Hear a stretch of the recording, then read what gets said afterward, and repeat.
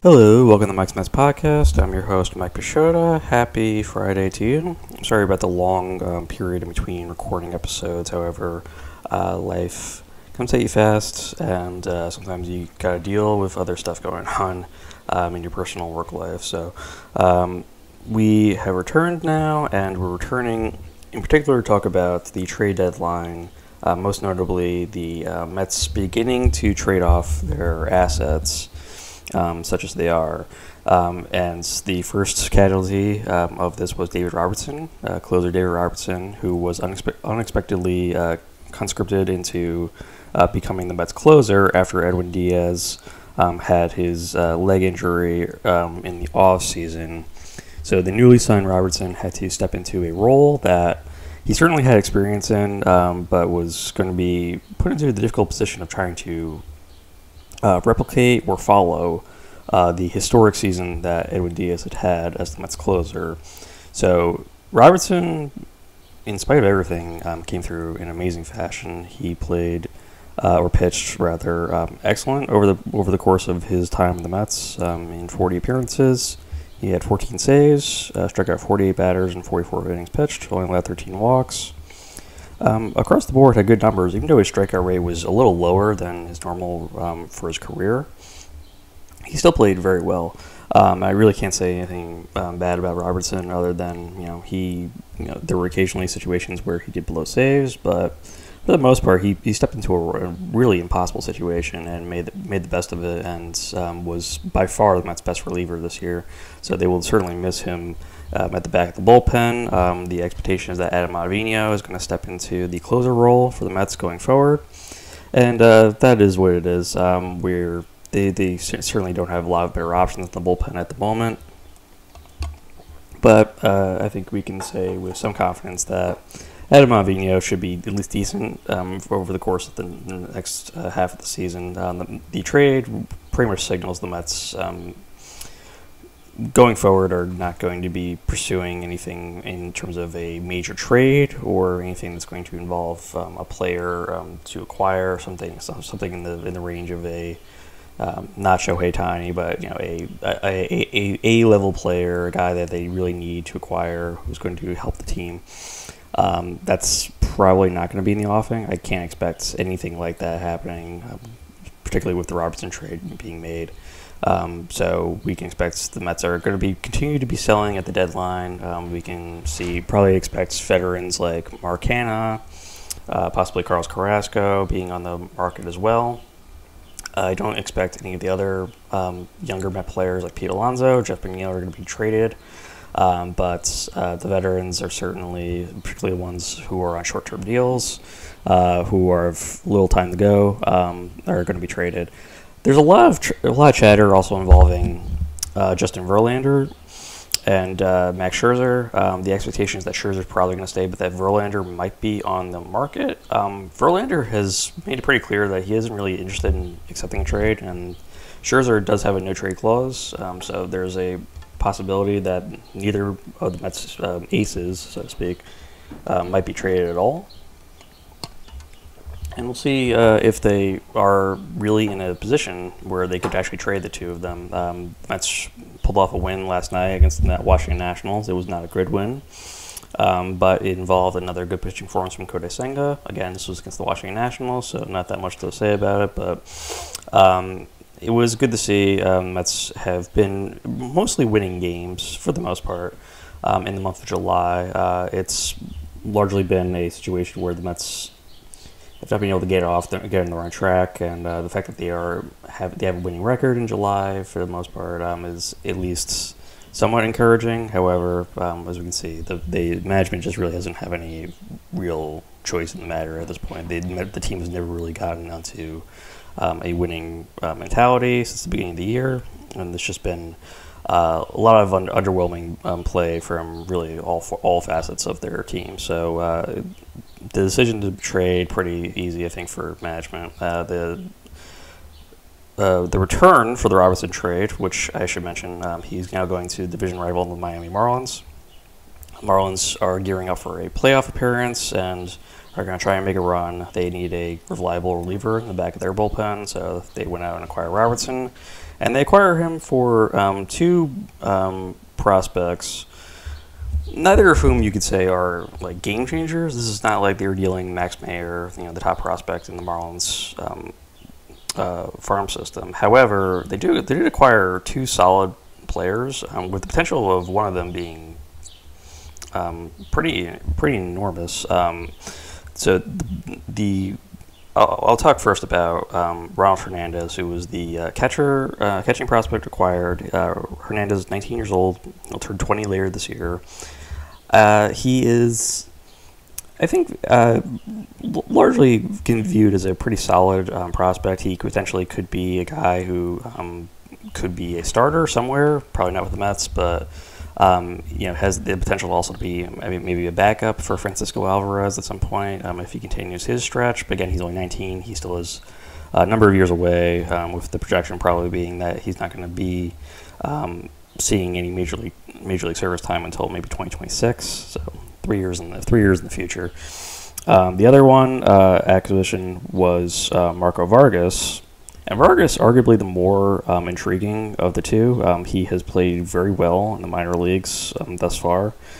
He batted .316 last year in the rookie level Dominican Summer League. I think it's at .316, .319. He won team MVP honors. He looks very impressive. This is according to MLB Pipeline. He's considered an extremely advanced hitter for his age. Has good, quick left-handed stroke, good feel for the barrel.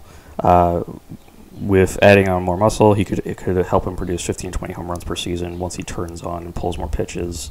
The expectation is that he is probably going to be featured in the middle infield, most likely second base in the Mets farm system, which is good because they're going to need a second baseman at some point going forward. Vargas is only 18, and so he has a long ways to go, but the returns on him at an early age have been considered very good. There's every expectation that Vargas could be considered a top 20 prospect at some point. So he was the major return, and it was overall pretty solid return for an aging closer who doesn't really have a huge market. There's something that could be said for the Mets trading in division to a division rival, but with a player like Robertson, I don't really see it being an issue because he's a veteran. He's pretty old at this point. We don't really expect, even though he was having a pretty good year, the numbers were declining a little bit. So there was every expectation that Robertson's going to be aging pretty quickly, and then the expectation also that the Marlins are unlikely to re-sign him in the offseason. And this is Robertson's been his MO his entire career. He is very much a mercenary. You go out and acquire a pitcher like this, and he's pitched on numerous teams. I forget the number now at this point, but I can look that up. But he has pitched on several teams over the course of his career. None of them for very long. His longest tenure was with the Yankees, who he started his career with. And then we've seen him pitch on. He'll now be pitching for the Marlins, but now also the Mets, Phillies, Cubs, Rays, and White Sox. And this is all in the course of 6 years. So he's been very much featured. He's a constant trade target because he's pretty reliable at the back end of bullpens. And teams will go out and acquire a guy like that because they need some stability at the back of the bullpen, which Robertson definitely provide for the Mets. I think he can definitely provide with the Marlins. And we'll see how far the Marlins go with that. But is it a bad trade for the Mets? No, I think it's as good as what they could have probably gotten for Robertson. They traded him, some would say, early in the trade deadline process. We're nowhere near the deadline at this moment, but apparently the expectation was that the Mets weren't going to be getting probably a better look in terms of what they could get for Robertson. You could potentially have started a bidding war, I suppose, with other teams for acquiring a closer like that. But really, every appearance that Robertson had, going forward with the Mets, was a potential that he might potentially damage his value if he blew a save or he saw his ERA spike up anymore. So better to make the move quickly while he was at a fairly high value. And if you are able to acquire a couple of good prospects from the Marlins, go ahead and do it. I hope it works out for the Mets. We'll see if these two guys, as I said, particularly Vargas, has a potential to be a major league starter. I think he can be if his career pans out the way that they expect it to. So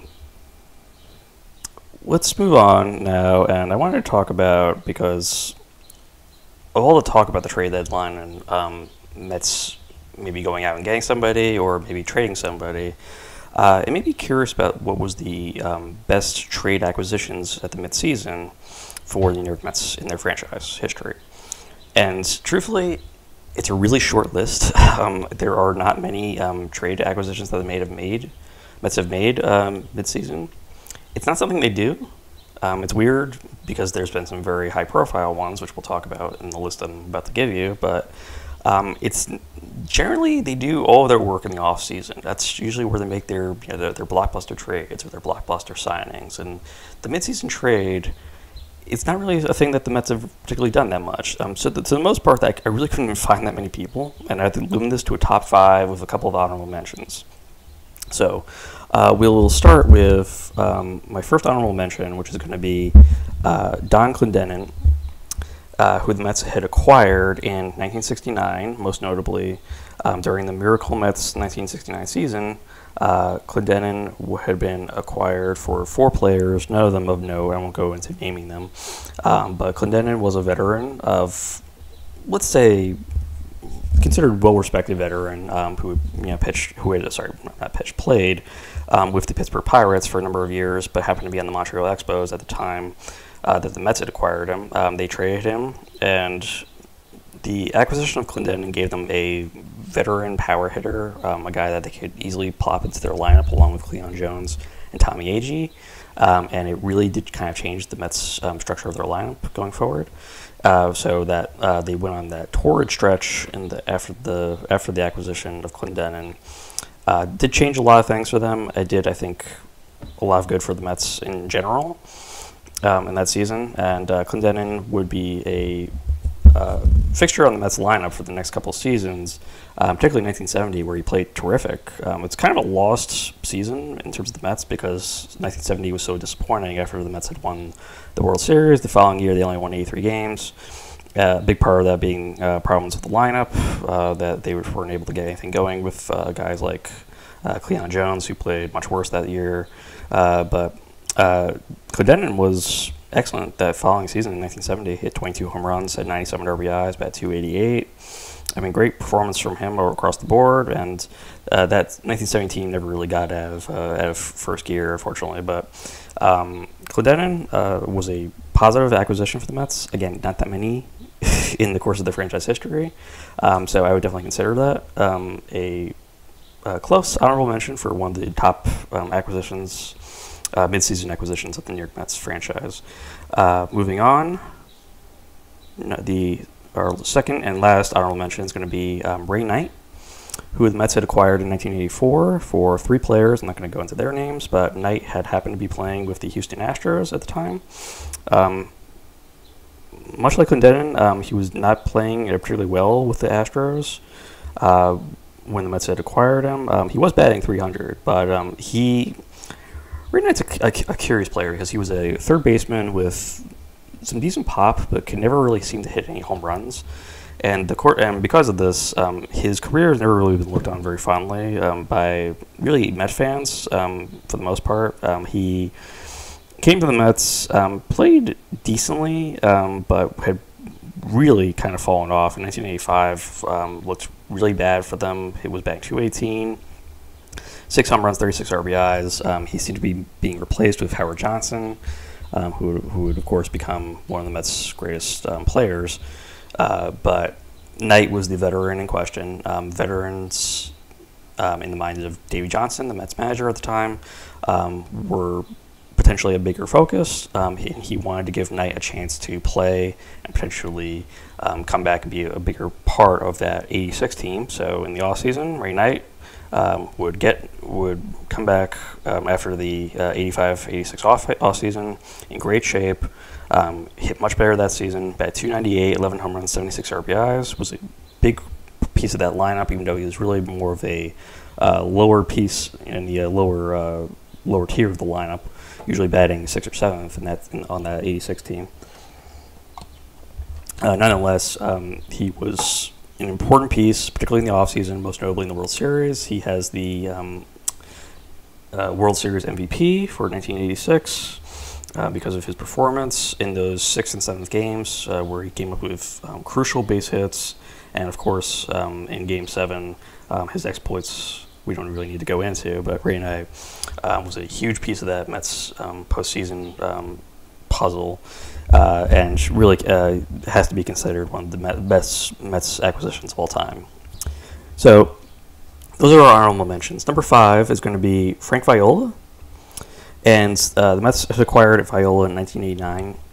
This was a trade that was somewhat bizarre at the time because in 89 the Mets were really not going to be going anywhere in that period. There was no wild card. They were unlikely to catch and become a postseason team. They went out and acquired Viola anyway. They traded 5 players for the Mets, most notably Rick Aguilera, who had been a piece of the 1986 team and was considered, it was essentially the Mets' 5th starter for most of that period from 86 to 88, and was the 5th starter, a long man, however you wanted to kind of structure that pitching rotation, but was considered a good enough pitcher for the most part. The trade for Viola was an important one. Viola was a reigning Cy Young winner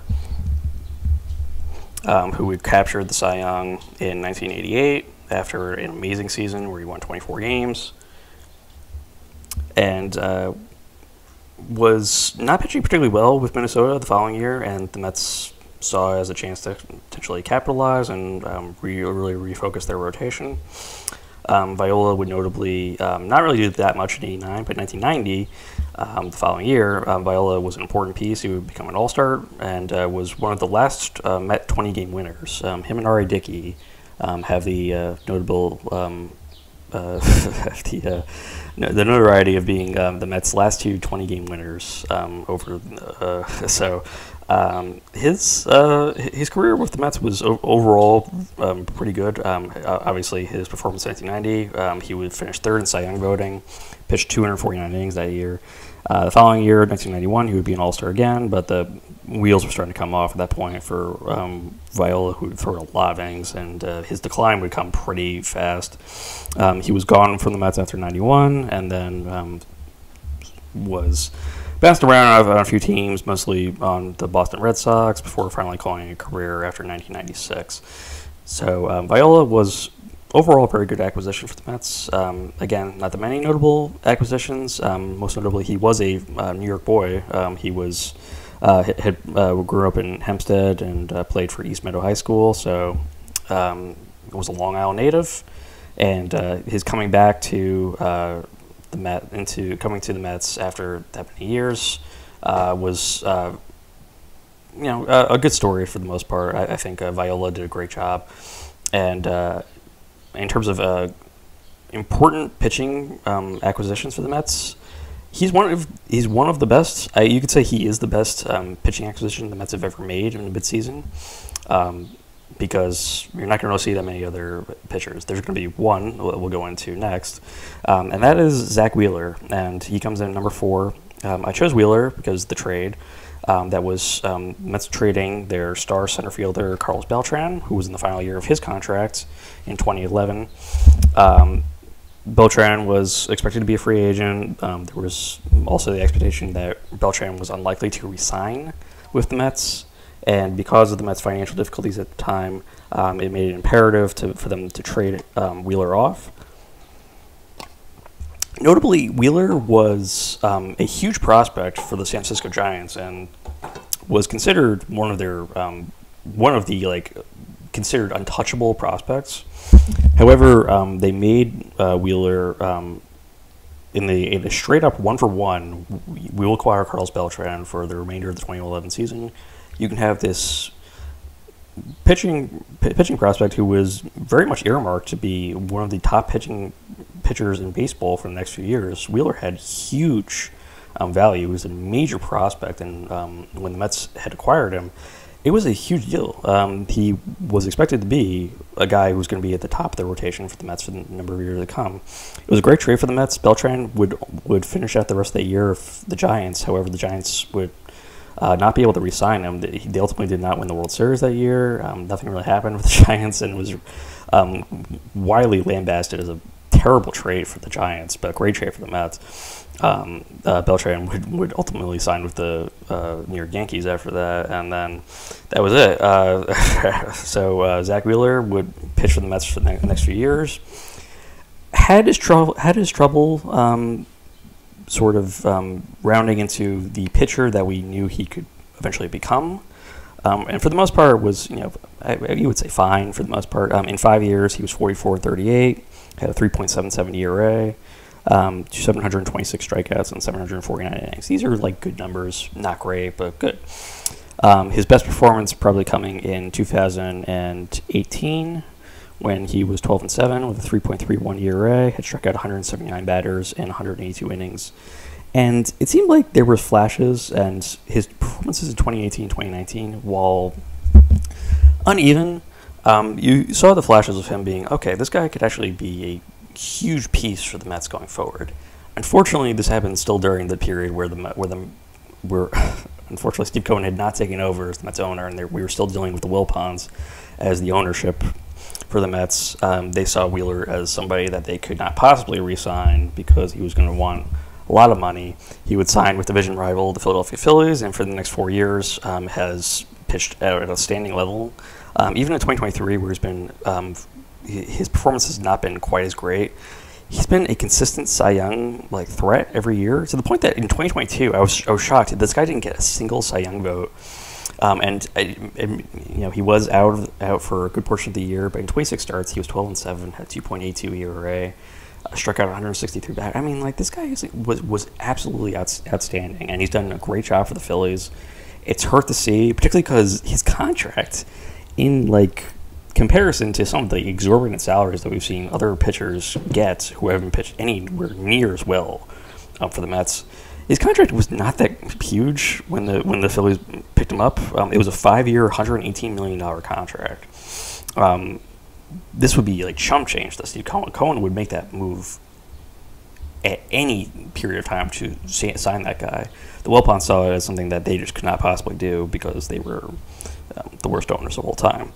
So the Phillies got what was a frontline pitcher for a pretty good salary, one that he's definitely made up for them, and that's definitely a hurt for us to see. But you can't say that Wheeler didn't pitch well during his period with the Mets, other than his 2017 season where he was hurt and did not pitch well in that year, and he was out all of 2015 and 2016 with injuries. These are basically 3 lost years. He came back after that, though, looked like a different pitcher, and unfortunately the Mets were not able to keep him for very long, and he ultimately was never really round out his piece for the Mets, which was he was supposed to be one of these elite pitchers with Matt Harvey and Noah Syndergaard and Steven Matz, and the expectation was huge with all those guys, and of course Jacob deGrom, and unfortunately just never really materialized. But you can't say that it wasn't an outstanding trade for the Mets in terms of their overall value, what they got back and what they gave up, which was almost nothing. Moving on, number 3. In 2015, the Mets traded for Yoenis Cespedes, and most notably, the trade involved Michael Fulmer, also had Luis Cessa in that trade. We've seen both of those pitchers, most notably Fulmer for the Detroit Tigers, and Fulmer would win Rookie of the Year the following season with the Tigers. It was not a great year for rookies. We could say that there's a little bit of a caveat, but Cespedes would come over to the Mets in 2015. It was not immediate, but very quickly his establishment of, I am the power hitter that's going to kind of help you guys get over the hump here and help you out. Of course, the Mets would go on to an amazing second half, that 2015 season. Cespedes was a huge part. He would gain MVP votes because of his performance for the Mets. He hit 17 home runs, in 57 games, he hit 17 home runs, 44 RBIs, had a 942 OPS. I mean, it was one of the greatest moves ever, and people were like, where did this guy come from? Like, he had a great career up to that point with Athletics and Boston and Detroit. He had been acquired by numerous teams who saw that he had, of course, great value with his outstanding outfield arm in left field, that he was a once in a generation power hitter with amazing power, and a guy who was a huge piece of that lineup, fit in perfectly in the middle of that with David Wright and Lucas Duda and Daniel Murphy. And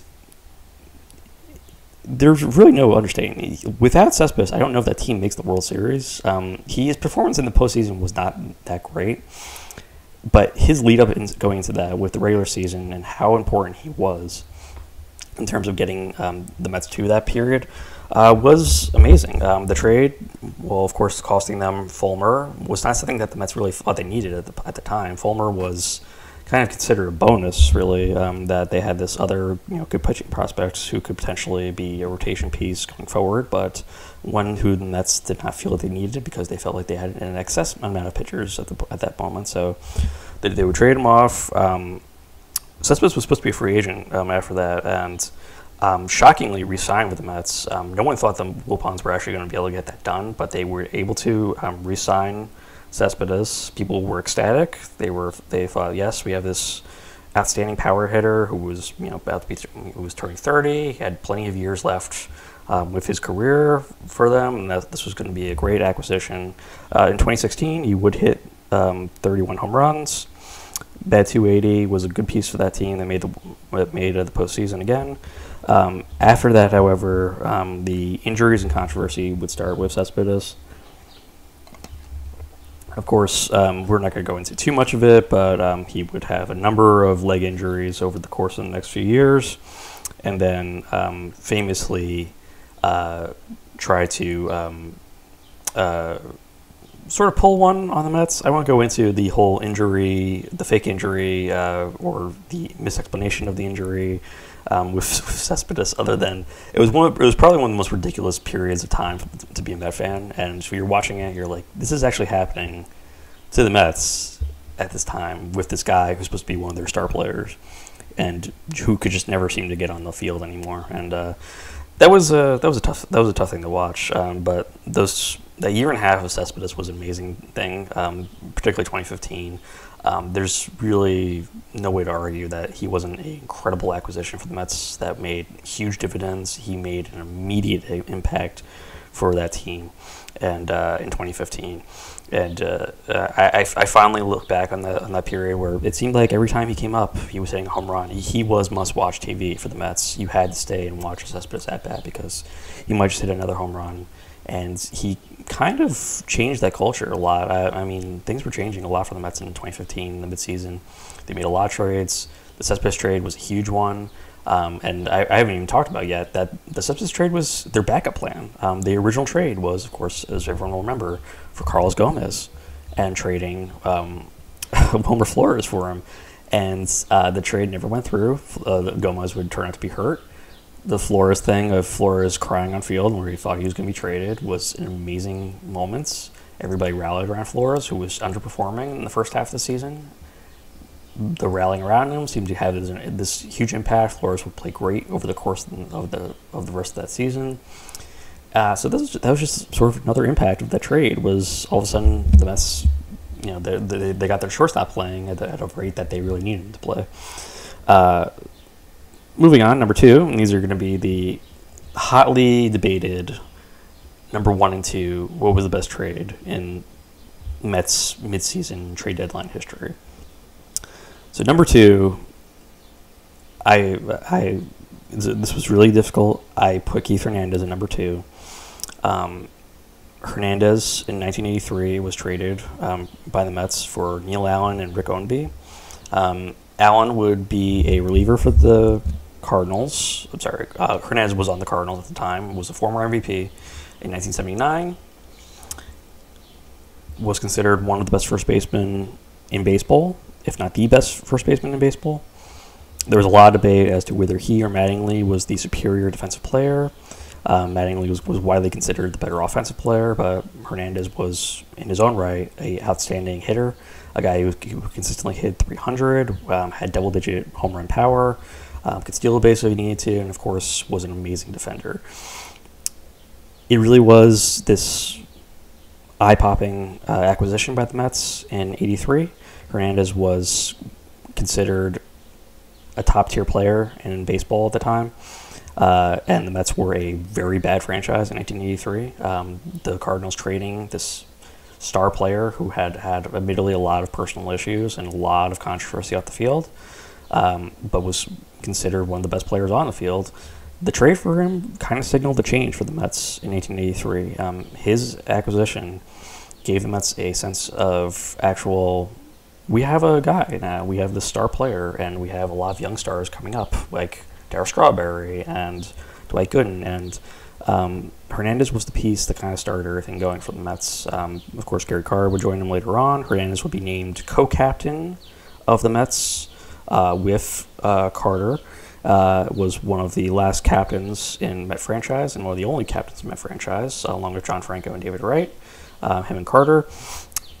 And it was a notable designation for Hernandez, who very much could be considered a captain, probably more so than Gary Carter, who was kind of a clubhouse controversial figure, but Hernandez was a huge piece. He really led the team on and off the field, and Hernandez was, of course, just a highlight player, a guy who would stand out off the field in positive ways after his time at the Mets, and we've seen his great broadcasting career.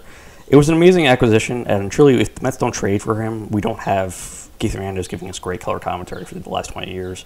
So it's something to keep in mind that the trade for him, it was a huge trade. It kind of like changed his career for the most part. His time with the Cardinals, was obviously won an MVP, won multiple Gold Gloves. His time with the Mets, though, would really stand with him for the rest of his career. He became a New York icon. He became one of these very important players in the franchise. They retired his number very recently, and just an outstanding player. And it really kind of broke my heart to put him at number 2, because I really do think he might be considered one of the best acquisitions of all time, not just for the Mets, but for any franchise. Number 1 has to go to Mike Piazza, however. And while Hernandez would win a championship in 1986 with the Mets, and Piazza would not, there's really no denying that Piazza really did change things when they acquired him in 1998. They would acquire him, most notably 3 players. The notable player was Preston Wilson, who was a huge prospect at the time, but whom the Mets weren't really sure was going to pan out necessarily. You can make an argument that Wilson never really paired out. He had some good seasons with the Colorado Rockies and had his moments with the Marlins, but the Piazza trade really kind of changed things. Piazza was the first player I ever kind of like noted in my life, because I had been a Met fan for a number of years, but I was a kid in 1998 when they acquired him, and all of a sudden, I remember very distinctly, because I'd always been a fan of Edgardo Alfonso and Ray Ordonez, because they were these like highlight reel players, and I just really responded to them. But I remember very distinctly when Piazza had shown up for the first time, and I was told, "That's Mike Piazza, watch him." And the name Piazza stood out to me because he was Italian-American, as was I, and I saw him as this like hulking giant guy who looked like larger than life. I'd never seen there was a lot of like big Mets. Piazza is huge. Like, he was a gigantic muscular guy who was strapped, put on the catcher's gear, but even behind home plate, he looked even bigger. And then when he would stood at the plate, he was just a mammoth like force who everybody was just like, look out for this guy. He's an incredible player. And he had the legendary Fu Manchu and all this stuff on the handlebar mustache and all this stuff, and his look was just amazing, and then of course was an amazing player, and was a starring. And the reason I put him ahead of Hernandez was just when the Mets acquired him in his prime. His prime lasted for just a little bit longer than Hernandez did. He played from '98 to 2005. Every one of those years played terrific with the Mets. Really stood out during the '98 to 2000 seasons, where he was a legitimate MVP candidate every year. Had 40 home runs in '99. In 2000, probably the best year of his career, honestly. Like he had some amazing years in Los Angeles for the Dodgers that were a little like video game numbery, but in 2000, I think that was probably the best year of his career.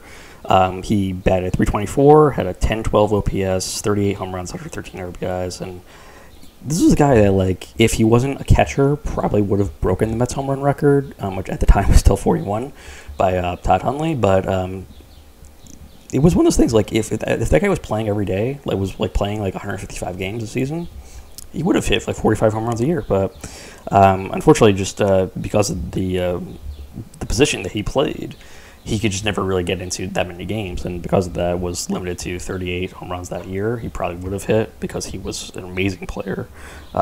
He really could have hit 45.